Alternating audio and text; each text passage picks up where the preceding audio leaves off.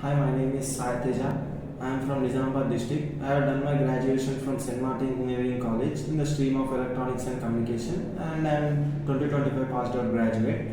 I joined Jspiders because I got an incubation offer from Jspiders during my 7th semester around in the month of June, and I chose Java development course where I completed my Java from Manjunath sir, Pawan sir, Prem sir and Kaushik sir, and web technologies from Geeta ma'am, React.js from Shivanand sir, SQL from Raven sir, and I also attended mocks and group discussion presentation aptitude training sessions from various faculties of Jspiders, which helped me in clearing the interview rounds. And the way they explain, like they used to take real world examples to in order to explain us, and they say us the real world scenarios which might be asked in interviews, which help us to clear the round. And I got placed